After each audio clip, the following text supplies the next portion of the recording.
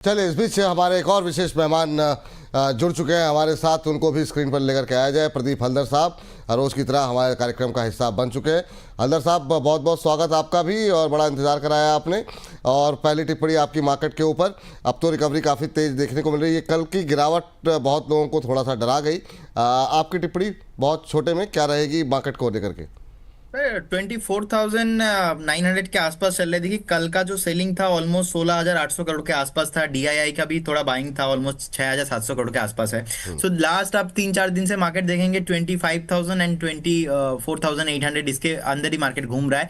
24,500 इसके नीचे चला जाएगा तो मार्केट, मुझे लगता है कि आपको डरने वाला सिचुएशन है नहीं, लेकिन आपको थोड़ा सावधान होना है। 25,000 के ऊपर अगर सस्टेन करता है उस केस में ज्यादा मैं एग्रेसिव बाइंग अभी करूंगा, लेकिन ज्यादा इसमें मुझे लगता है अभी रेंज बाउंड चल रहा है तो एक बार मैं पेशेंस रखूंगा इस पे। मैं निफ्टी, बैंक निफ्टी पे मेरा कोई ट्रेड नहीं रहेगा। एक बार वेट करूंगा कि आज और कल का डेटा क्या आ रहा है उसके लिए। ठीक। बहुत लोगों के सवाल आ रहे हैं। अर्पणा शर्मा जी हैं, वाइजन साहब हैं, इन सब लोगों के सवाल, Cochin shipyard, Jupiter wagon, Somnath Karmakar ji हैं। आप लोगों को बोल दें, आज हम की जो थीम रखेंगे ना, जो हम 10:40 के आसपास डिस्कस करते हैं, उसमें आज हम डिफेंस के 5-6 स्टॉक्स और रेलवे के 5-6 स्टॉक ये मिक्स करके रखेंगे, जिसमें कि कल आप लोगों को काफ़ी गिरावट देखने को मिली। बहुत लोग कल रात में देखे, कल रात में जो शो अपलोड करते हैं, काफ़ी सारे सवाल थे, तो उसके उत्तर वहाँ पे आप लोगों को मिल जाएंगे। तो अभी आप लोग परेशान मत होइए, इसको भी हम कवरेज में अपनी लेकर के आएंगे। जरा एक रिजल्ट लेकर के आते हैं एनएचपीसी का। एनएचपीसी में अब रिजल्ट के बाद क्या करना चाहिए, पहले जरा स्क्रीन पर जो है रिजल्ट लेकर के आ जाइए। काफ़ी लंबे समय से कंसोलिडेशन देखने को मिल रहा है यहाँ पर। एनएचपीसी 57% कंपनी का मुनाफा बढ़ा है और 57% बढ़कर के 854 करोड़ रुपए रहा है। आय की बात करें तो 24% की इजाफा यहाँ पर देखने को मिला है, 2347 करोड़ रुपए। एबिटा, हालांकि ये थोड़ा सा एक कंसर्न है, 5.25% घटा है। वहीं मार्जिन्स की बात करें, ये भी यहाँ पर भी दबाव देखने को मिला। शायद यही वजह है कि ये दो चीज़ें जो हैं वो थोड़ा डेंट कर रही हैं, और इंट्राडे लो पर जो है एनएचपीसी का शेयर इस समय ट्रेड करता हुआ 87 का लेवल देखने को मिल रहा है। दोबारा रिकवरी आ रही है। आप दोनों से छोटी छोटी टिप्पणी लेना चाहेंगे। सबसे पहले तो हिमांशु जी, आपकी टिप्पणी क्या होगी एनएचपीसी को लेकर के? ये 92 कब क्रॉस करेगा सर? लंबे समय से ब्रेकआउट का वेट कर रहे हैं लोग यहाँ पे।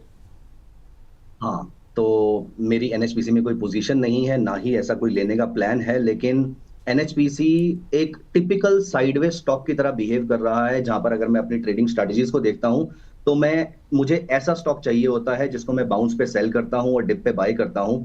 और मुझे पर्सनली, अगर मुझे इसमें लॉन्ग टर्म ट्रेड लेना है, तो जब ये 90 के ऊपर ना सिर्फ सस्टेन करे बल्कि एक वीकली क्लोजिंग दे, वहां से मुझे ऐसा लगता है कि वहां से इसमें बहुत एक बड़ी रैली मुझे देखने को मिल सकती है। लेकिन एज ऑफ नाउ ये टिपिकल एक साइडवेज स्टॉक है मेरे लिए, जिसको मतलब मैं चाहूंगा कि वो साइडवेज बना रहे, सो दैट मैं हर बार बाउंस पे सेल और बॉटम पे उसको बाय कर सकूं। 90 का एक बहुत ही इंपॉर्टेंट लेवल है। 92 के ऊपर सस्टेन कर पाए तो बहुत ही अच्छी बात है, लेकिन वीकली क्लोजिंग अगर 90 के ऊपर भी देगा तो भी मुझे लगता है कि यहां से उसके अंदर एक अच्छा ब्रेकआउट आ सकता है।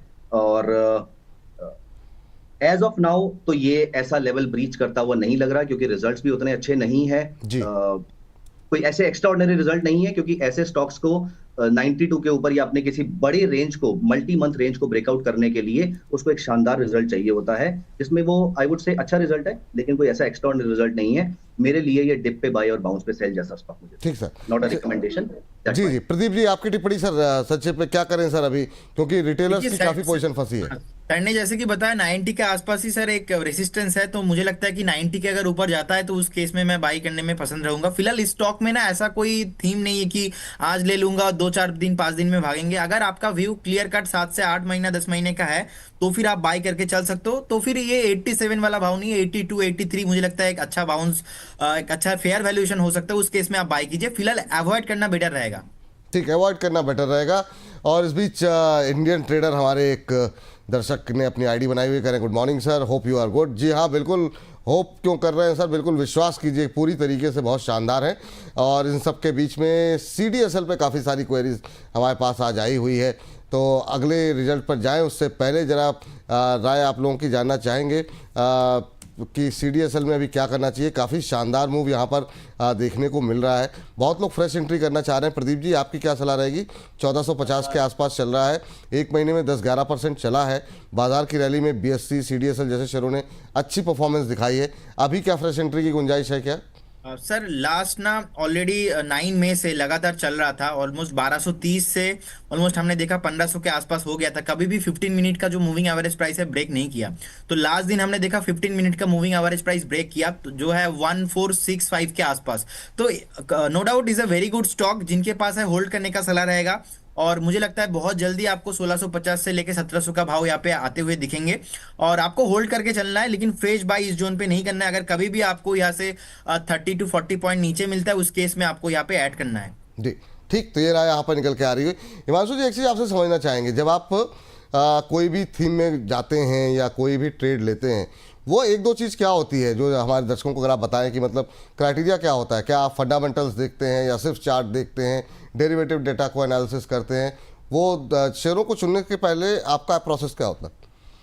थोड़ा फनी रहेगा, लेकिन एक सबसे पहली चीज तो मैं ये देखता हूं कि उसके बारे में कोई और तो बात नहीं कर रहा। तो अगर बहुत सारे लोग इसके बारे में ऑलरेडी बात कर रहे हैं और उसमें एक स्ट्रॉन्ग अपसाइड आ चुकी है, तो उन स्टॉक्स के अंदर मैं थोड़ा सा लाइट रहता हूं, या उन सेक्टर्स के अंदर मैं थोड़ा सा लाइट रहता हूं।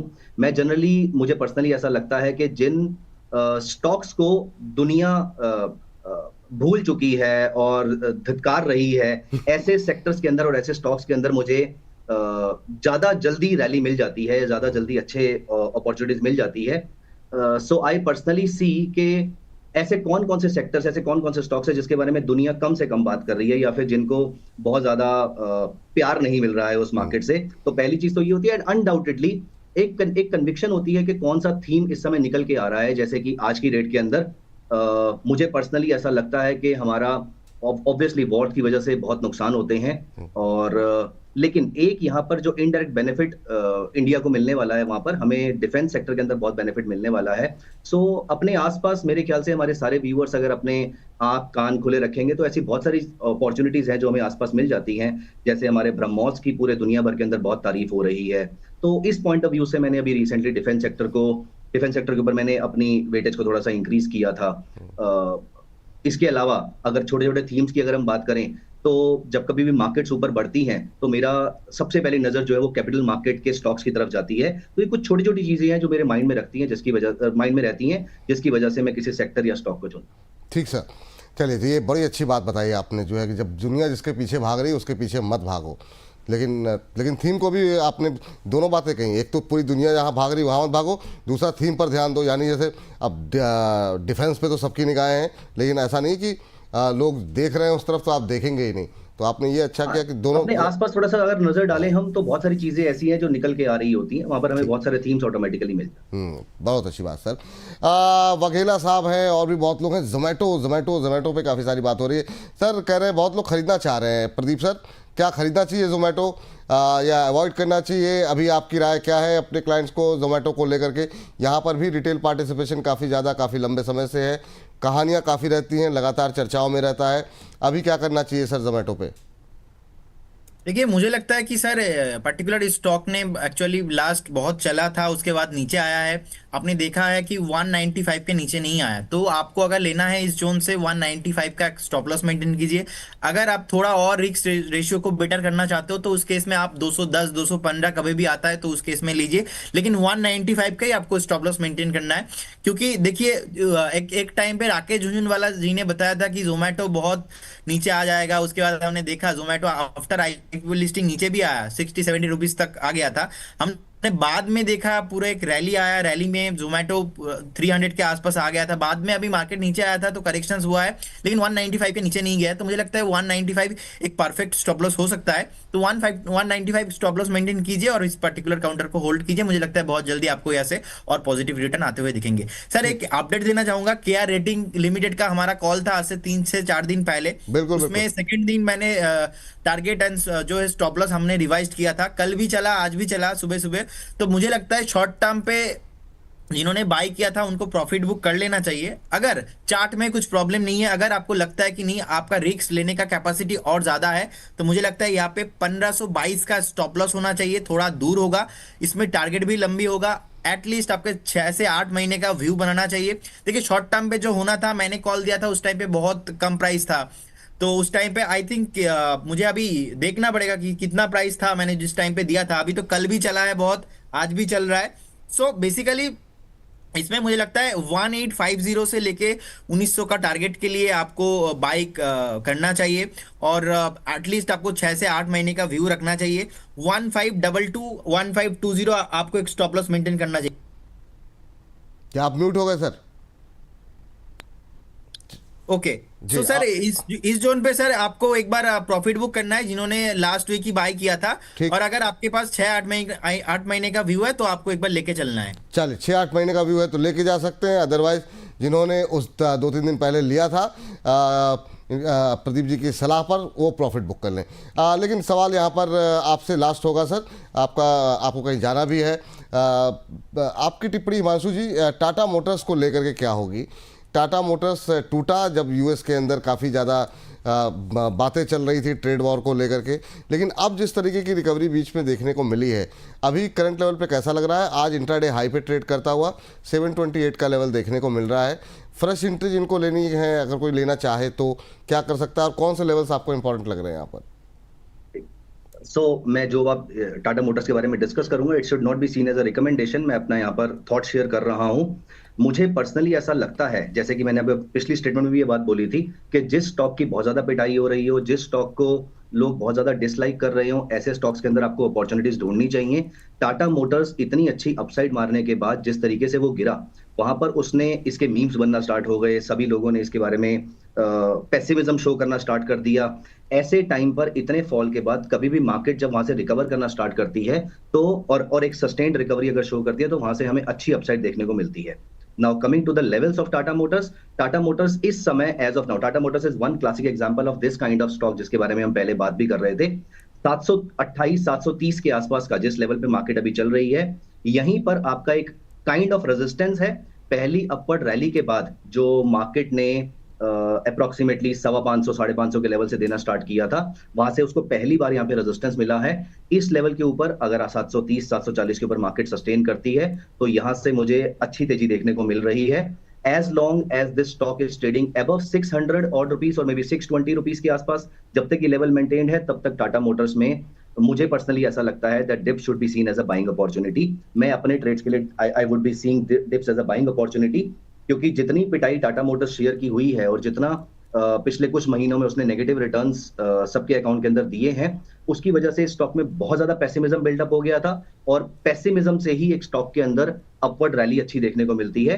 तो कंक्लूडिंग रिमार्क्स मेरे टाटा मोटर्स के लिए रहेंगे कि 730 के ऊपर अगर ये स्टॉक सस्टेन करना शुरू करता है, एंड एनीवेज अगर वो नहीं भी करता है तो भी जब तक 620 625 का लेवल मेंटेन्ड है तब तक टाटा मोटर्स के अंदर मुझे यहाँ पर कोई खास बड़ी वीकनेस देखने को नहीं मिल रही है। या तो साइडवेज रहेगा या फिर यहाँ से ऊपर रह सकता है, तो माइल्ड बुलिश एक व्यू बन सकता है। चलिए सर, बहुत बहुत शुक्रिया सर, बहुत बहुत धन्यवाद आज की इस चर्चा में जुड़ने के लिए, अपनी राय देने के लिए। कोई डिस्क्लोजर आपका चलते चलते?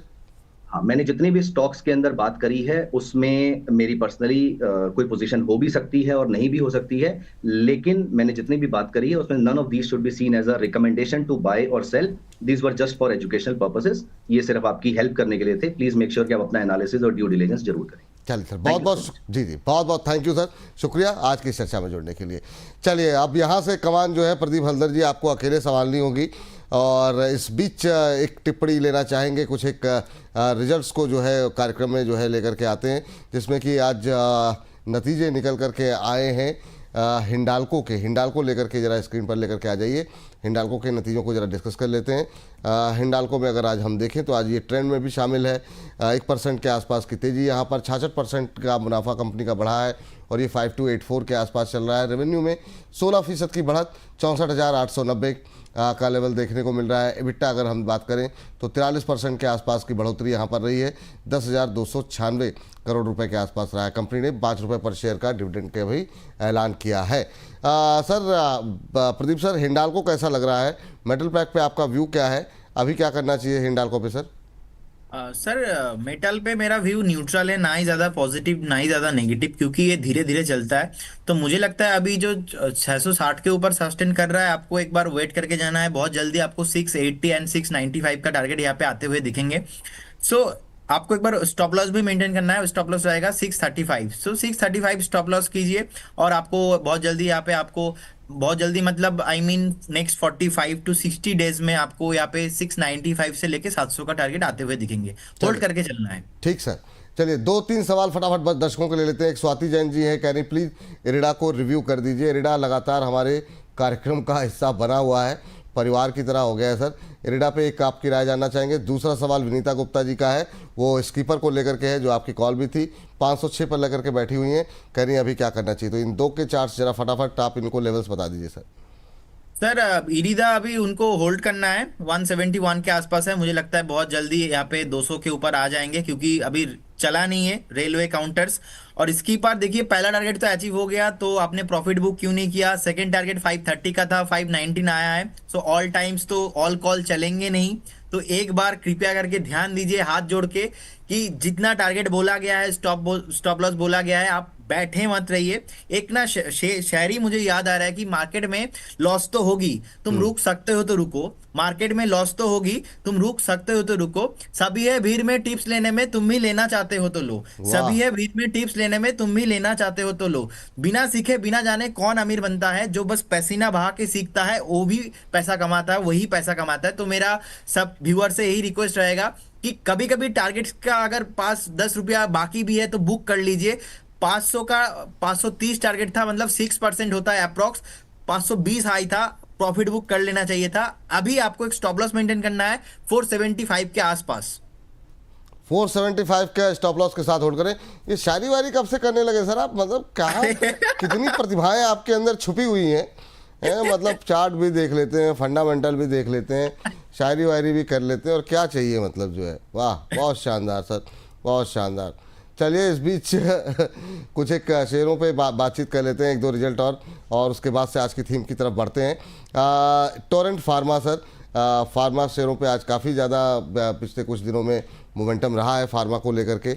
अब टोरेंट फार्मा के जो है हमने देखा कि नतीजे आए हैं, 11% कंपनी का मुनाफा बढ़ा है और ये 498 करोड़ रुपए रहा है। आय में हम देख रहे हैं 8% के आसपास की बढ़त रही है, ये 2959 के आसपास रही है। इबिटा करीब 9.9% बढ़ता हुआ दिखाई दिया है, 964 करोड़ रुपए। मार्जिन्स पे करीब करीब ऑलमोस्ट फ्लैट रहे हैं, थोड़ी सी बढ़ोतरी रही है। वहीं डिविडेंड कंपनी ने 6 रुपये पर शेयर का ऐलान किया है। शेयर में काफ़ी अच्छा मोमेंटम है, 3.5% ऊपर, इंट्राडे हाई पे ट्रेड करता हुआ। क्या टोरेंट फार्मा में फ्रेश बाइंग की कोई अपॉर्चुनिटी इस समय दिखाई दे रही है सर? थोड़ी सी सुस्ती रही है पिछले एक महीने में। सर एक डिस्क्लेमर देना चाहूंगा, पर्टिकुलर स्टॉक को मैंने अभी आधा घंटा पहले रिकमेंड किया था मनी 9 के चैनल में, और वहाँ पे ऑलरेडी पहला टारगेट आ चुका है। So no doubt chart positive है। मुझे लगता है जिनके पास है उनको होल्ड करना चाहिए। उनको एक बार 3295 3290 के स्टॉप लॉस के साथ उनको इस काउंटर को होल्ड करना चाहिए। जो जिस तरीके से पॉजिटिव लॉन्ग बिल्डअप हो रहा है, मुझे लगता है यहाँ पे एक बार 3395 के टारगेट बहुत जल्दी आपको आते हुए दिखेंगे। लेकिन बिकॉज मैंने 30 मिनट पहले ही बहुत सारे लोग मुझे सुन रहे थे, तो एक बार प्रॉफिट बुक करने का भी सलाह रहेगा। यहाँ पे फ्रेश आज के लिए कोई पोजीशन नहीं है। अगर आपका व्यू नेक्स्ट एक हफ्ते के लिए है तो आप एक बार इसमें लॉन्ग करके जा सकते हो। अगर आपका व्यू नेक्स्ट 3 से 4 महीने के लिए है तो भी आप लॉन्ग करके जा सकते हो। उस केस में आपका स्टॉप लॉस होगा 3240। 234। चलिए चलिए, ये जो है यहाँ पर निकल के आती हुई रहा है। एक सर ग्रिप्स कॉटन जरा देख लीजिए चार्ट पे कैसा लग रहा है। श्रवण शाह जी बहुत देर से पूछ रहे हैं ग्रिप्स कॉटन के बारे में, और उसके बाद से आज की थीम पर चलते हैं, क्योंकि बहुत सारे सवाल हैं रेलवे और डिफेंस को लेकर के। और आज पहली बार हम दोनों को मिक्स करने जा रहे हैं, सिर्फ 5-6 शेयर दोनों से लेकर के आएंगे, जहाँ पर लोगों के सवाल काफ़ी ज़्यादा हैं। तो ग्रिप्स कॉटन अभी देख लेते हैं, इंट्राडे हाई के आसपास ट्रेड करता हुआ 213-14 के आसपास है, और हमारे जो दर्शक हैं उन्होंने 300 के भाव पर लिया हुआ है। इनको लॉस हो रहा है, क्या करें या इनके लिए क्या सजेशन रहेगा? सर मेरे ख्याल से 220 के आसपास ना रेसिस्टेंस है, 220 क्रॉस करेगा उसके बाद ही आपको यहाँ पे 240 245 के आसपास भाव मिलेंगे। 300 पे आपने लिया है तो बहुत हाई प्राइस है, मतलब ऑल टाइम आपने हाई पे लिया था। मतलब मैं देख पा रहा हूँ ऑल टाइम हाई 310 के आसपास है, तो आपने 300 के लिए लिया था। आपको एक स्टॉप लॉस मेंटेन करना है। स्टॉप लॉस रहेगा आपको 180 का स्टॉप लॉस मेंटेन कीजिए एंड वेट कीजिए। ठीक। सत्यजीत मोहापात्रा साहब कह रहे हैं good morning, very good morning sir. हमारे एक दर्शक कह रहे थे क्या सिर्फ आप प्रीमियम दर्शकों के ही सवाल लेते हैं?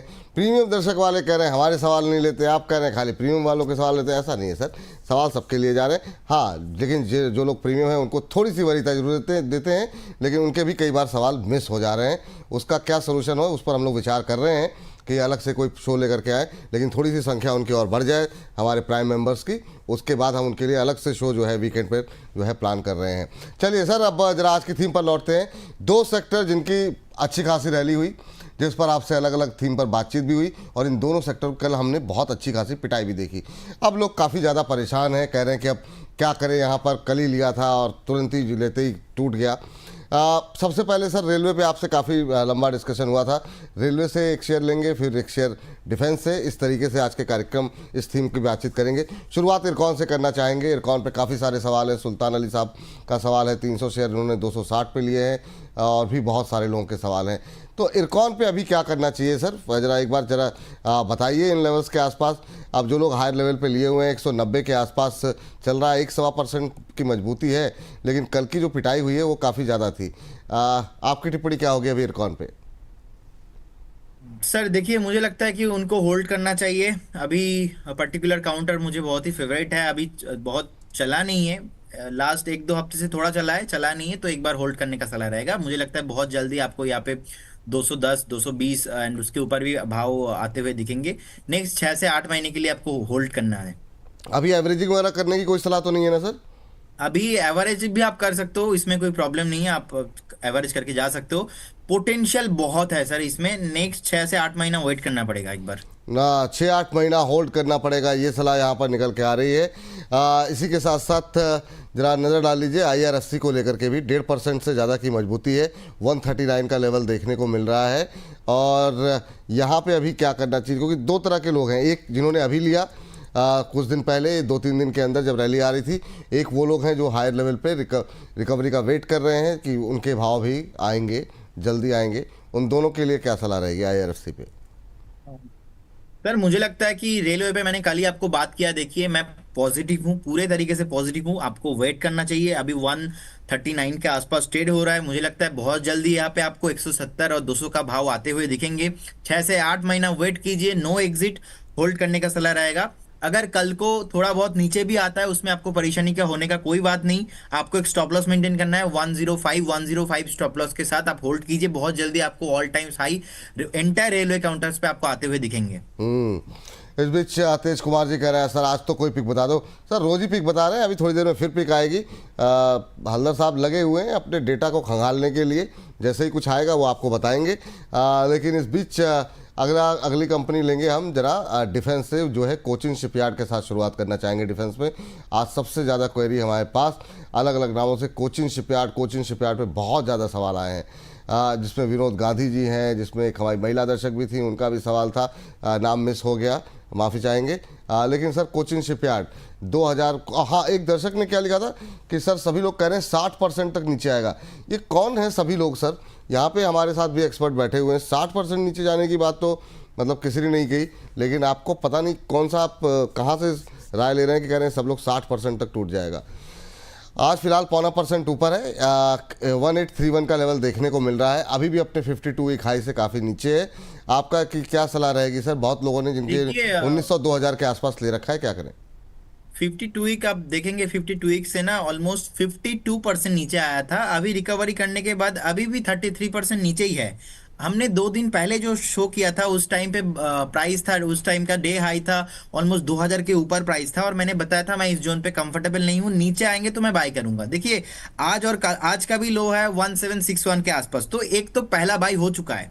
तो मान लीजिए आपके पास 1 लाख है, तो आपने 1700 रुपये के आसपास, 1750 के आसपास एक बार आपने एवरेज किया। सेकंड आपको बाय करना है, कभी भी अगर आपको 1700 के नीचे आता है, 1650 आता है, that is a very good zone. मुझे लगता है जो लास्ट वीक का जो रैली है ऑलमोस्ट 1615, उसके बाद जो रैली आया था उसका एक रिटेस्ट हो रहा है, इसीलिए नीचे आ रहा है। जिनके पास है होल्ड करने का सलाह रहेगा। फिलहाल 2 दिन पहले मैंने बताया आप यहाँ पे प्रॉफिट बुक करना चाहिए, उसके बाद देखिए नीचे भी आया, तो मुझे लगता है सर टेंशन करने वाला तो कोई बात है नहीं। अगर आपका 6-8 महीना व्यू है तो एक बार होल्ड करके जाइए। अगर नीचे के लिए आपको एक बार वेट करना है तो बेटर रहेगा, मुझे लगता है और एक बार नीचे आने का पॉसिबिलिटीज है। 1650 से लेके 1700 का जोन आने का हाई पॉसिबिलिटीज है। एक बार उस जोन पे अगर आप री एंट्री करते हो, एवरेज करते हो तो बेटर होगा। ठीक, ये रहा कोचिन शिपयार्ड पे लेकर के निकल के आ रही है। इसके अलावा दूसरा शेयर जिसमें कि आज बहुत सारी ब्रोकरेज हाउसेस की रिपोर्ट आ गई सर, और काफ़ी लोग पॉजिटिव निकल के आए हैं, वो है BEL, और आज हम इसे ब्रोकर बोले में भी शामिल करने वाले हैं। हर्ष तैयारी कर रहे हैं, जब वो जैसे वो आएंगे उस पर बातचीत करेंगे। 4% ऊपर सर नतीजे आए, नतीजों के बाद शानदार रैली। अब ये तमाम ब्रोकरेज हाउसेस की रिपोर्ट इसको ऊपर लेके जा रही है। 26% की तेज़ी सर इंट्राडे में, माफ़ कीजिएगा, एक महीने के अंदर देखने को मिल रही है। 378 पे कैसा लग रहा है? क्या 400 जो टारगेट अब निकल के आ रहे हैं वो क्रॉस करता हुआ दिखाई देगा, और क्या फ्रेश एंट्री की कोई गुंजाइश है यहाँ पर? अब सर मुझे लगता है कि देखिए बीईएल में पॉजिटिविटी है, लेकिन बहुत टाइम से चला है। देखिए ब्रेकआउट है चार्ट में, कोई प्रॉब्लम तो नहीं है, लेकिन मैंने एक दिन पहले इसमें प्रॉफिट बुकिंग कराया। मैंने बोला कि आपको अगर फ्रेश एंट्री लेना है तो आप एक बार 335 340 के लिए वेट कीजिए। फिलहाल जिनके पास है होल्ड करने का सलाह है। कोई प्रॉब्लम नहीं है चार्ट में, फंडामेंटल्स पे, टेक्निकल पे, लेकिन फ्रेश एंट्री यहाँ पे नहीं बन रहा है। आपको फ्रेश एंट्री करना है यहाँ से 30-40 रुपीज नीचे ही। ठीक। इस बीच लक्ष्मी जी कह रहे हैं न्यूजन सॉफ्टवेयर में क्या करें? मतलब अब तो सवाल मत पूछे, न्यूजन टेक काफ़ी शानदार जो है रिटर्न जो है यहाँ पर आते हुए दिखाई दिए हैं। और कोचिंग शिपयार्ड पे सवाल है रश्मि, इस पर जो है उत्तर आप लोगों को मिल ही गया होगा। तो लगातार जो है और भी आप लोगों के डिफेंस और रेलवे को लेके कोई सवाल है तो भेजिए। लेकिन इस बीच सर अब अगली कंपनी जरा रेलटेल पे जरा आपकी राय जानना चाहेंगे। रेलटेल जो है रेलवे से जुड़ी हुई कंपनी, काफ़ी लोगों के सवाल थे इस पर। आज आधे % के आसपास की मजबूती, 380 के आसपास चल रहा है, और भी मतलब चला भी अच्छा है। एक महीने में 20% के आसपास का रिटर्न भी रहा है। 617 618 ये इसका 52 वीक हाई है। आप कैसे देख रहे हैं अभी, और यहाँ पर जिनके पास हैं उनके लिए क्या सजेशन रहेगा, और फ्रेश बाइंग की कोई गुंजाइश या फिर नीचे आने दें अभी? सर मुझे लगता है यहाँ पे आपको बाय करके चलना है। जैसे कि कल मैंने एक स्टेटमेंट आपको दिया था विपुल जी, देखिए पहले गोल्ड चलता है, उसके बाद सिल्वर चलता है, तो पहले डिफेंस भागा, उसके बाद अभी रेल चल रहा है। कल जो प्रॉफिट बुकिंग था, हेल्दी करेक्शन था, मुझे लगता है डिफेंस और भी करेक्शन पॉसिबिलिटीज है, क्योंकि आज 1-2 दिन का डेटा एक बार देख लेंगे मार्केट का सेंटीमेंट क्या हो रहा है। रेल टेल पे आपको वेट करना है। अभी 380 के आसपास भाव चल रहा है, मुझे लगता है बहुत जल्दी ना यहाँ पे आपको 440 एंड 500 का टारगेट आते हुए दिखेंगे। तो अभी अगर आप प्रॉफिट बुक कर भी लेते हो ना, तो नेक्स्ट 4 से 6 महीने में जो रैली आने वाला है वो आप मिस कर जाएंगे। तो एक बार आपको वेट करना है, होल्ड करना है विद स्टॉप लॉस ऑफ 305। ठीक, चलिए अगली कंपनी लेकर के आते हैं स्क्रीन पर। लॉजिक वीडियो मार्केट जी का भी सवाल है इस पर, वो है आरवीएनएल। आरवीएनएल को लेकर के अभी क्या करना चाहिए सर? आरवीएनएल जो है बहुत लोगों का फेवरेट भी है, लेकिन आज की रिकवरी में भी सुस्ती, लाल निशान में, हालांकि ऑलमोस्ट फ्लैट है। 414 415 ये लेवल देखने को मिल रहे हैं आरवीएनएल में। आपका पसंदीदा रेलवे स्टॉक कौन सा है सर, और अभी इसमें क्या करना चाहिए? सर मेरा पसंदीदा स्टॉक ऑलमोस्ट सारे स्टॉक ही है रेल में, जितने काउंटर्स है। और मैं तो ये ऐसे स्टॉक नहीं पकड़ता हूँ, एज ए थीम मानता हूँ। एक थीम ही चलेगा, क्योंकि जो विकसित भारत है, विकसित भारत का डिफेंस एंड रेल दोनों थीम है।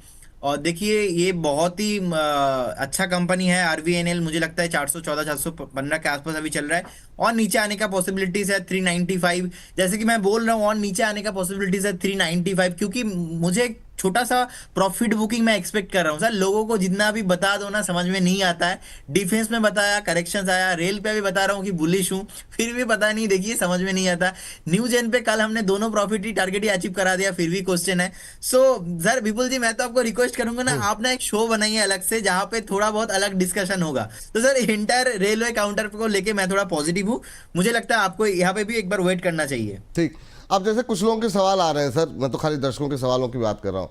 अब वो कह रहे हैं सर शॉर्ट टर्म के लिए कोई एक शेयर रेलवे का आपको पसंदीदा, तो ये जो है ठीक है, आपको सारे रेलवे अच्छे लग रहे हैं, लेकिन लोग अब ये कह रहे हैं कि अगर सारे में तो पैसे लगा नहीं सकते, 1 या 2 में लगा सकते हैं, तो वो पूछिए आप। तो वो आप थोड़ा सोच लीजिए कि आपको कौन सा अच्छा लग रहा है। कोई 1-2 नाम अगर आप लेना चाहें लास्ट में, तो वो आपसे ज़रूर पूछेंगे। लेकिन अब थोड़ा सा डिफेंस पे आ जाते हैं। बीएल की बात हुई थी, जरा बीडीएल और एचएल पे जरा रुख ले लेते हैं। थोड़ी सी कल की पिटाई के बाद रिकवरी मोड में है बीडीएल भी। 1846 का लेवल, क्या करना चाहिए सर? अभी 6 महीने में डबल हो गया ये शेयर भारत डायनामिक्स का, और अपने 52 वीक हाई के बिल्कुल नज़दीक। आपकी टिप्पणी क्या होगी सर? कल थोड़ा सा धोया गया है इसको, आपकी टिप्पणी क्या होगी? अब खरीद लें अभी? नहीं सर, मैंने मेरा स्टेटमेंट जो दिया था 5100 के आसपास था। मैंने बोला कि एचएल को खरीदना है वो तब जब 4650 या तो 4700 के आसपास आएगा। थोड़ा नीचे आ गया 150-200 पॉइंट, यहाँ से भी नीचे आएगा, उसके बाद ही मैं खरीदूंगा। और बीडीएल देखिए, बीडीएल पे अभी 1840 के आसपास आ रहा है। मुझे लगता है 1700 और 1680 एक अच्छा जोन रहेगा, उसमें आपको खरीदना है। ठीक है सर, एक काउंटर पे थोड़ा ब्रेकआउट आया है, मैं वो बिल्कुल बताना बिल्कुल चाहूंगा। सर, पहले वही बिल्कुल बिल्कुल बताइए सर। हरदा एनर्जी, ए हम्म। से आर डी ए एनर्जी, तो अभी 479 के आसपास चल रहा है फिलहाल। यहाँ पे इंटरडे वाला ऐसा कोई सीन नहीं है, लेकिन चार्ट अच्छा है।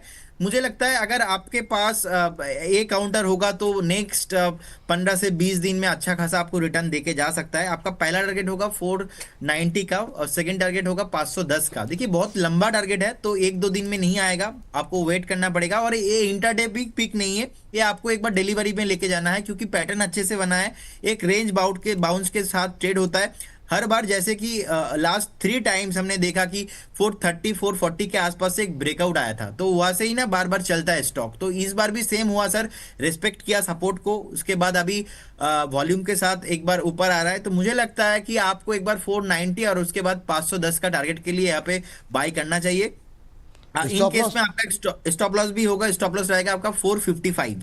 455, चलिए 455 का स्टॉप लॉस लगाइए। 490 510 ये जो है यहाँ पर ट्रेड है, लेकिन इंट्राडे का नहीं है, थोड़े कुछ दिन रखना होगा यहाँ पर आपको, तो इसको आप लेके जा सकते हैं।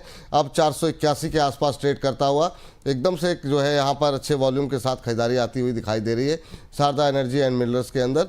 480 481 के आसपास का भाव जो है वो यहाँ पर देखने को मिल रहा है। 490 510 ये यहाँ के टारगेट हैं, लेकिन ये इंट्राडे पोजीशन नहीं है, यहाँ पर आपको शेयर को कुछ दिन के लिए रखना होगा। ये सलाह आपके लिए यहाँ पर निकल करके आ रही। 455 का स्टॉप लॉस है, नोट डाउन कर लीजिए इसको, और थोड़ी देर में हम ग्राफिक्स के जरिए भी आपको नोट डाउन करवा देंगे। चलिए, तो ये बात रही शारदा एनर्जी की। अब जरा बात कर लेते हैं एचएल की, और एचएल पे जरा जो है बात करते हैं। एचएल जो है अभी जो है 2% की तेज़ी दिखा रहा है। 6-6 हज़ार तक के टारगेट यहाँ पर बहुत सारे अंतर्राष्ट्रीय ब्रोकरेज हाउसेस की तरफ से निकल के आए। 5100-5200 के पास पहुँचने के बाद इसमें कल एक अच्छी खासी पिटाई हुई सर। क्या करें अब, 5000 के नीचे फिर से एचएल। सर मुझे लगता है एक बार आपको वेट करना चाहिए। 4600 से लेके 4700 कभी भी अगर आता है, उस टाइम पे आपको ऐड करना है आपके पोर्टफोलियो में। अभी नीचे आने का पॉसिबिलिटीज है। अगर आपके पास ऑलरेडी है लॉन्ग टर्म के लिए, तो मुझे लगता है एक जो काउंटर है ना, इसमें बहुत पोटेंशियल है। मतलब मैं बता दूं सर, इसका टारगेट मिनिमम होना चाहिए 6500 7000 इमीडिएट लेवल पे नेक्स्ट 6 से 8 महीने में। अगर आप एंट्री ढूंढ रहे हो तो 200-300 पॉइंट एक बार वेट करके जाइए। फिलहाल मैं बहुत ही लंबे अवधि के लिए इसको एक बार बाई करने के लिए रेडी रहूंगा। ठीक, एक जरा चार्ट देखिए सर, क्या यहाँ पर भी कोई ब्रेकआउट जैसी स्थिति दिख रही है क्या आपको? मतलब इंट्राडे में आज हम देख रहे हैं 7% डेटा पैटर्न, ये भी डिफेंस का एक शेयर है, काफ़ी तेज़ी के साथ यहाँ पर मोमेंटम बनता हुआ दिखाई दे रहा है। 2820 का लेवल अब देखने को मिल रहा है। तो ये थोड़ा सा 5 मिनट डिले आप चार्ट देख रहे हैं, लेकिन काफ़ी तेज़ी के साथ यहाँ पर मोमेंटम बनता हुआ इस समय डेटा पैटर्न के अंदर। क्या लेवल्स देख रहे हैं सर यहाँ पे, अभी क्या करना चाहिए इस डिफेंस कंपनी के अंदर? मुझे लगता है देखिए, जिनके पास है होल्ड करने का सलाह रहेगा। और डेटा पैटर्न आप देखेंगे, अगर मैं डेली कैंडल भी यहाँ पे देखता हूँ, जिस दिन मैंने बताया था कि नीचे आ सकता है, आज से 1.5 दिन 2 दिन पहले ही जो हमारा शो हुआ था ना, वहां से बहुत नीचे जोर से गिरा था। आज भी देखिए 2590 का लो है। सो ऑलमोस्ट जो मैंने बताया था कि नीचे आ सकता है, आ गया है, अभी ऊपर आ रहा है। आपको होल्ड करना है, वेट करना है। यहाँ पे इंटरडे पर्सपेक्टिव से आपको नहीं जाना है, क्योंकि बहुत ही वॉलेटाइल स्टॉक है और बहुत चलता तो है, तब तब बहुत जोर से चलता है। अब जब गिरता भी है सर बहुत, क्योंकि बीटा बहुत हाई है, आपको इंटरडे नहीं करना है। आपको अगर आपके पास नहीं है तो आप एक बार वेट कर जाइए, क्योंकि आज जो 2600 के आसपास आया था ना, ये अच्छा लेवल था बाई करने का। तो अगर आपने ऐड किया तो बढ़िया है। आपका टारगेट तो नेक्स्ट बहुत जल्दी आपको 2950, उसके बाद 3000 के ऊपर भी आएंगे। मैं लॉन्ग टर्म में बुलिश हूँ, लेकिन शॉर्ट टर्म में मैं इसमें कोई एक्टिविटी नहीं करना चाहता, क्योंकि बहुत ही फ्लक्चुएशन होता है। सर एक बार वेट करने का और होल्ड करने का सलाह रहेगा। वेट करने का, होल्ड करने का सलाह रहेगा यहाँ पर जो है इन लेवल्स के आसपास।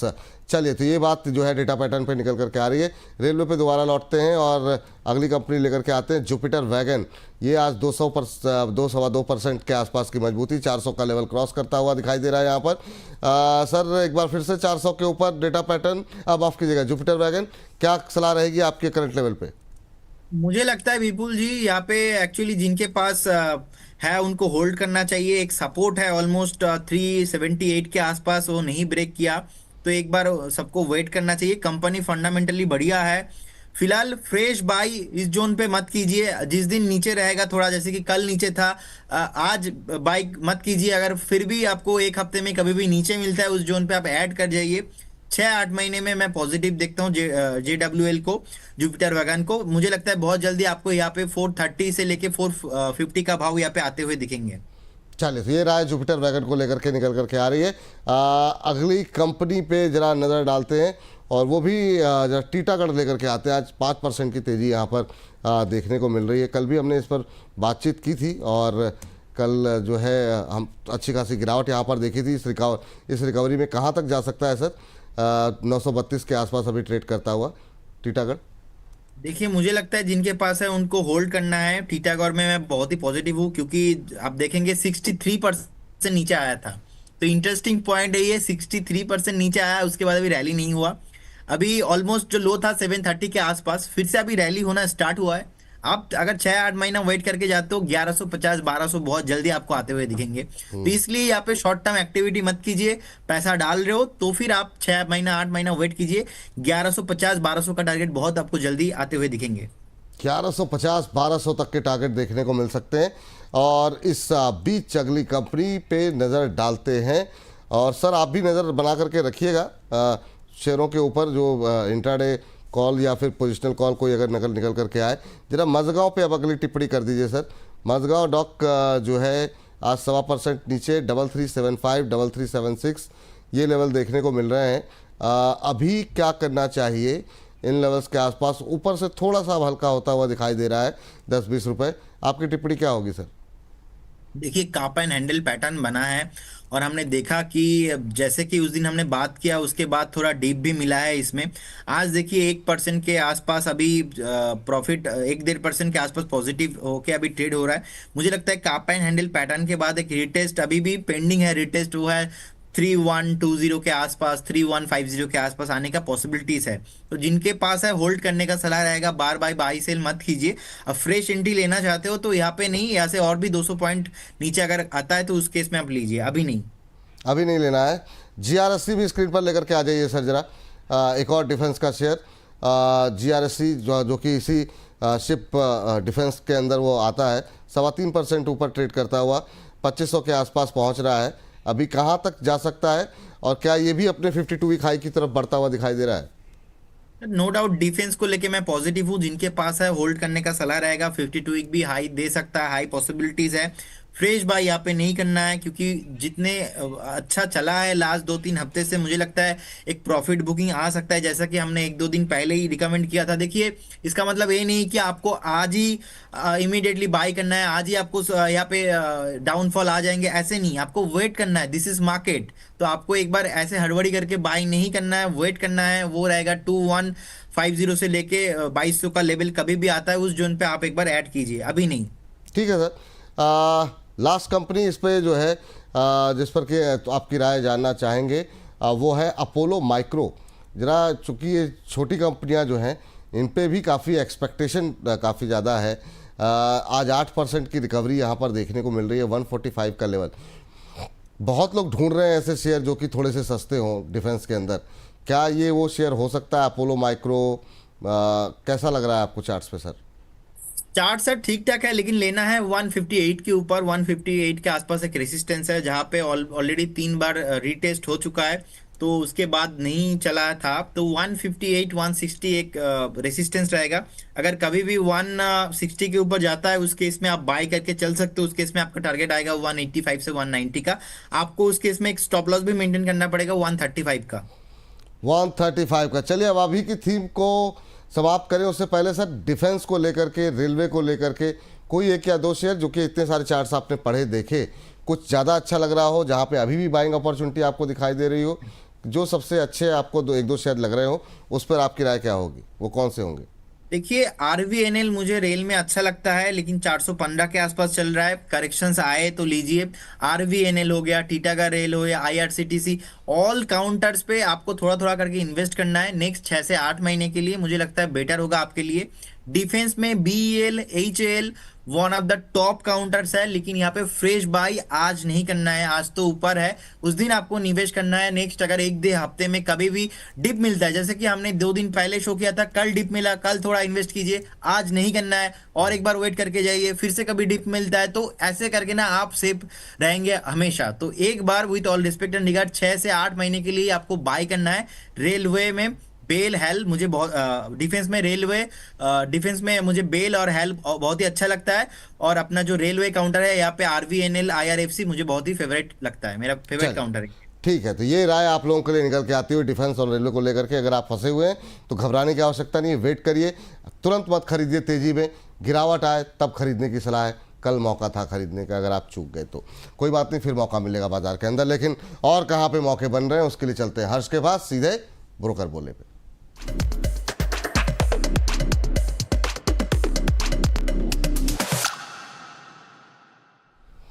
ब्रोकर बोले खास पेशकश हमारी, क्योंकि बहुत लोग बोल रहे हैं बाजार में, लेकिन ब्रोकर क्या बोल रहे हैं जानना जरूरी है, और उसके बावजूद उसके बाद हमारे अपने एक्सपर्ट क्या बोल रहे हैं। तो जब दो लोगों का तड़का लगता है तो फिर अच्छे रिकमेंडेशंस निकल के आती हैं।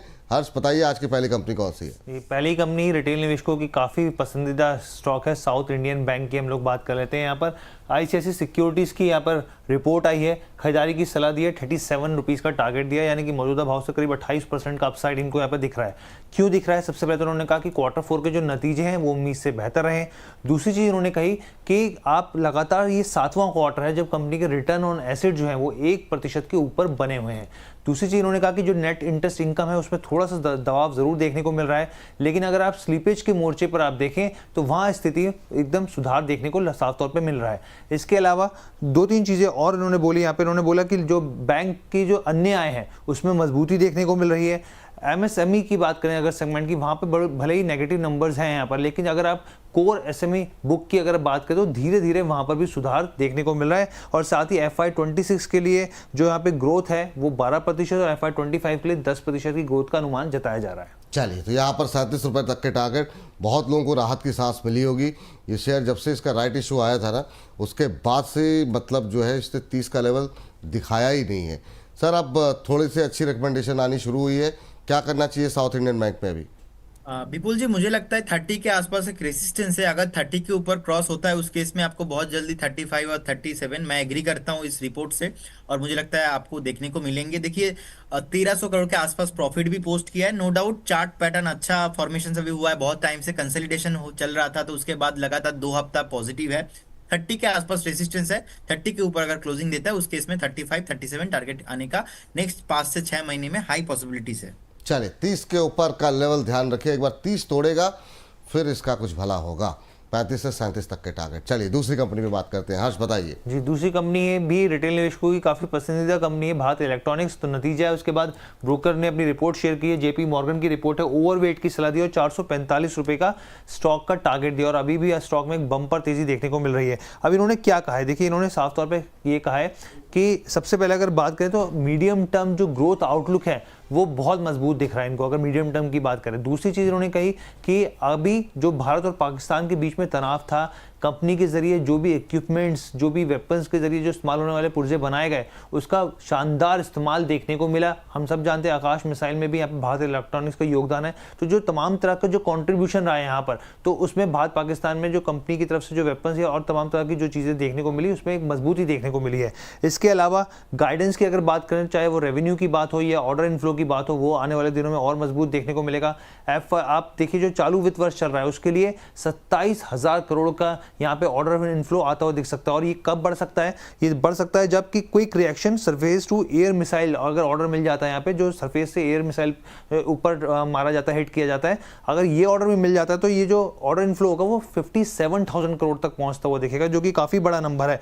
और मैनेजमेंट को ये भी उम्मीद है यहाँ पे कि रेवेन्यू की बात करें तो इस साल जो चालू वित्त वर्ष में 15% के आसपास और एबिटा जो है वो 27% के आसपास बढ़ता हुआ दिख सकता है। पीयर्स के मुकाबले अगर आप भारत इलेक्ट्रॉनिक्स की बात करें तो अर्निंग जो है वो कंसिस्टेंट है, लगातार बनी हुई है, और रिटर्न ऑन इक्विटी भी बेहतर परफॉर्म कर रहा है। ठीक, चलिए, तो ये रहा यहाँ पर निकल करके आती हुई जेपी मॉर्गन की तरफ से 445 का टारगेट, और आज बहुत सारे ब्रोकरेज हाउसेस की तरफ से यहाँ पर रिपोर्ट आई है 400, 415, 445। तो अक्रॉस द बोर्ड बड़े बड़े दिग्गज जो है, मॉर्गन स्टैनले, जेपी मॉर्गन की ये रिपोर्ट है। बहुत सारी रिपोर्ट्स आज बीएल को लेकर के निकल के आती हुई। सर, अच्छी तेज़ी भी है। एक बार फिर से आपकी के लेवल्स, आपकी सलाह जो है बीएल पे जानना चाहेंगे। सबसे पहले विपुल जी आपको कॉन्ग्रेचुलेशन, एंड हर्ष जी आपको भी, क्योंकि मुझे याद है 280 के आसपास से हम आपने एक दिन नहीं 2-3 दिन ब्रोकर बोले में आपने स्टॉक को शामिल किया था, और हमने बताया था 340 और 380 दोनों टारगेट आना चाहिए। आ चुका है। फिलहाल विपुल जी यहाँ पे फ्रेश बाई नहीं करना है। देखिए, जिनके पास है अभी चार्ट ऐसा फॉर्मेशन बना है, बहुत जल्दी आपको 385 एंड 395 400 के आसपास आ जाएंगे, लेकिन मैं डीप के लिए फिर भी वेट करूंगा। कभी भी अगर डीप मिलता है, उस डीप में आप बाय कीजिए। मुझे लगता है बहुत जल्दी ना यहाँ पे 440 460 उसके ऊपर भी है, स्टॉक मल्टी वगैरह होने वाला है एक्चुअल में। तो एक डीप मिलता है, उस डीप में आप बाय कीजिए। आप बाय करते हो तो उस केस में आपको 6-8 महीने में तो स्टॉक को बेचना नहीं है, तो नो डाउट आपको डेफिनेटली खरीदना है। अगर आपके पास ऑलरेडी है, आपका पोर्टफोलियो में भी रखना है, लेकिन बाय ऑन डीप करना है। बाय ऑन डिप करना है, अभी नहीं खरीदना है, ये सलाह रहेगी। और अच्छी रैली आ भी चुकी है, और वाकई में इसको कब से जो है हम लोग बातचीत कर रहे हैं हर्ष, और वाकई में हम लोग के देखते देखते काफ़ी शानदार मूव यहाँ पर रहा है। हमारे एक दर्शक हैं रितेश यूट्यूब जी कह रहे हैं कि एस्टर डीएम का अर्निंग रिलीज आया है, उस पर भी डिस्कस कर लीजिए। सब कुछ इसी में थोड़ी डिस्कस कर लेंगे सर, कुछ चीज़ें 1 बजे के लिए बचा के रखी हुई हैं, 1 बजे भी जुड़िएगा, वहाँ पर डिस्कस कर लेंगे। अभी ब्रोकर बोले के शेयर देख लेते हैं। हर्ष इतने अच्छे अच्छे शेयर बता रहे हैं। हर्ष, अगली कंपनी बताइए जी। अगली कंपनी हिंडाल्को है, और हिंडाल्को के ऊपर इन्वेस्टेक की रिपोर्ट आई है, होल्ड की सलाह दी है और 730 रुपये का टारगेट दिया। और जबकि ये जो टारगेट है अभी भी जो मौजूदा भाव है, इससे करीब 34% के आसपास ऊपर बढ़ोतरी दिखा रहे हैं। हालांकि कुछ रिपोर्ट्स ये भी आई हैं जो करीब करीब यहाँ पे 800 के आसपास के टारगेट देती हैं। तो यहाँ पर इन्वेस्टेक की अगर रिपोर्ट की हम लोग बात करें यहाँ पर, तो उनका कहना है कि क्या रीज़न है जो इन्होंने थोड़ा सा इसको डाउनग्रेड किया और होल्ड की सलाह दी यहाँ पे। एक तो उन्होंने कहा कि कैपेक्स के ऊपर कंपनी ने ज़रूरत से ज़्यादा खर्च कर दिया, बढ़ोतरी करी है, पहला रीज़न ये है। दूसरा इन्होंने कहा, जो हम लोग जानते हैं कि हिंडाल्को की कंपनी नोवेलिस में अमेरिका में जिस तरीके से टैरिफ को लेकर स्थिति देखने को मिल रही है, तो अभी भी बहुत ज़्यादा अनसर्टेनिटी है, इसलिए ये कह रहे हैं कि अभी को ऑब्जर्व करना होगा यहाँ पे। तीसरी बड़ी वजह ये रही, इनका ये कहना है कि जो रॉ मटेरियल कॉस्ट है उसमें काफ़ी बढ़ोतरी देखने को मिली है, जिससे मार्जिन पे थोड़ा सा दबाव देखने को मिल रहा है। लेकिन हालांकि इन्होंने कहा FY26 के लिए कोई नेगेटिव संकेत फिलहाल के लिए हमको नहीं दिख रहे हैं। और इन्होंने ये कहा है कि जो नेट डेट है FY27 में, उसमें थोड़ी बढ़ोतरी बढ़ती हुई दिख सकती है यहाँ पे। साथ ही जो जिस तरीके से कैपेक्स पर कंपनी ने खर्च किया है, उसका जो असली असर जो है वो देखने को मिलेगा, एक्सपेंशन देखने को मिलेगा, वो FY28 में देखने को मिल सकता है। चलिए, तो ये फिलहाल के लिए हिंडाल्को पे राय निकल के आ रही है। यहाँ पर 662 का लेवल। सर, आपकी टिप्पणी, हिंडाल्को 730 का टारगेट निकल के आया है इन्वेस्टेक की तरफ से, आपके टारगेट क्या होंगे?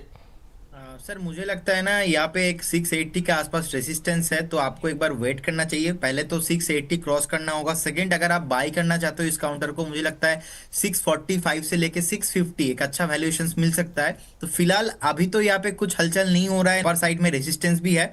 नो डाउट अगर एक बार 680 के ऊपर जाता है, तो उस केस में मुझे लगता है आपको एक बार यहाँ पे 720 का टारगेट बहुत जल्दी यहाँ पे देखने को मिलेंगे। लेकिन 680 रेसिस्टेंस है और यहाँ पे अभी कुछ नहीं हो रहा है, तो एक बार वेट एंड वॉच करने वाला सिचुएशन है। वेट एंड वॉच की सिचुएशन यहाँ पर निकल करके आ रही है। और रितेश जी कह रहे हैं सर, ब्रोकर बोले सेगमेंट में सीएमपी भी मेंशन किया कीजिए। सीएमपी सर आपको इंट्राडे चार्ट तो दिखाते ही हैं, तो वो सीएमपी रहता है और क्या रहता है। हाँ, उस ग्राफिक्स में आप कह रहे हैं दिखाने के लिए एक अलग विषय हो सकता है, लेकिन जब भी हम खबरों पे ये कोई भी सेगमेंट हम करते हैं, तो उस पर साथ में लाइव प्राइसेस तो आपको दिखाए ही जाते हैं। लास्ट कंपनी कौन सी होगी हर्ष? लास्ट कंपनी है फार्मा की, ग्रैंड फार्मा की हम लोग बात कर लेते हैं। यहाँ पे न्यूमरा की रिपोर्ट आई है, न्यूट्रल की इन्होंने सलाह दी है और 1570 रुपये का यहाँ पर टारगेट दिया है। अब इनका कहना क्या है, इनका साफ तौर पे कहना है कि देखिए सेल्स के जो नंबर्स आए वो उम्मीद के मुताबिक रहे, लेकिन अगर आप एबिटा की बात करें या प्रॉफिट आफ्टर टैक्स की बात करें, ये उम्मीद पर खड़े नहीं उतरे, बल्कि जो एक्सपेक्टेशन थी स्ट्रीट की उससे नीचे ही जाते हुए दिखे हैं।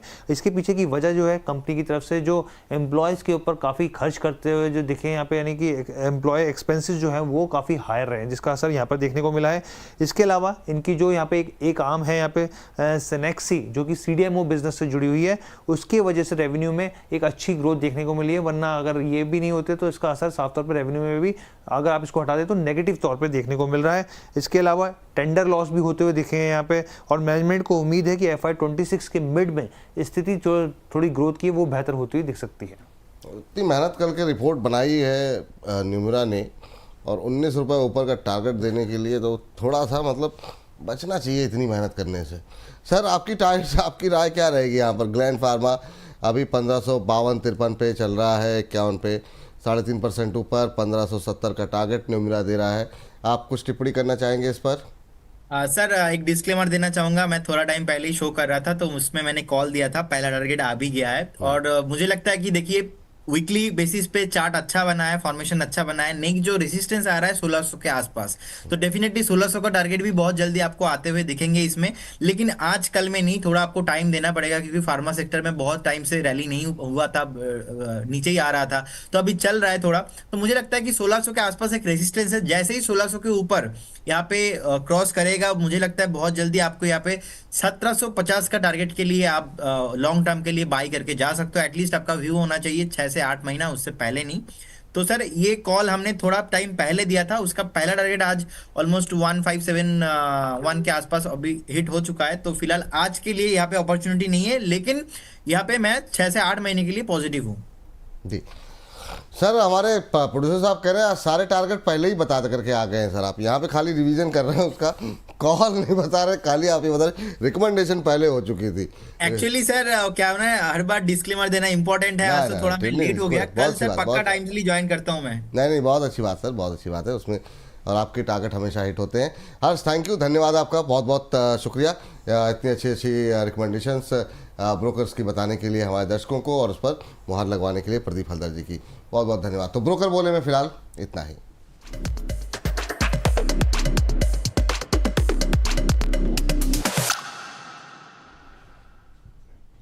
सर कोई डिस्क्लोजर आपकी तरफ से? जो भी स्टॉक्स में मैंने बात किया ड्यूरिंग द सेशंस, कोई भी स्टॉक्स मेरा पर्सनल या तो मेरा अदर्स जो एनालिस्ट है उनके किसी के पास नहीं है। No conflict of interest and investment in securities market subject to market risk. बहुत सारे स्टॉक पे हमने बात किया है, like BEL and other stock. बहुत सारे स्टॉक्स हमारे जी मॉडल पोर्टफोलियो में ऑलरेडी है, और हो सकता है बहुत सारे कॉल्स हमने हमारे क्लाइंट को भी रिकमेंड किया है। सो आप एक बार आपका पर्सनल जो फाइनेंशियल एडवाइजर है उनसे सलाह लेके इन्वेस्टमेंट कीजिएगा। थैंक यू, बहुत बहुत थैंक यू सर। बहुत बहुत थैंक यू सर, बहुत बहुत थैंक यू आज की इस चर्चा में जुड़ने के लिए। चलिए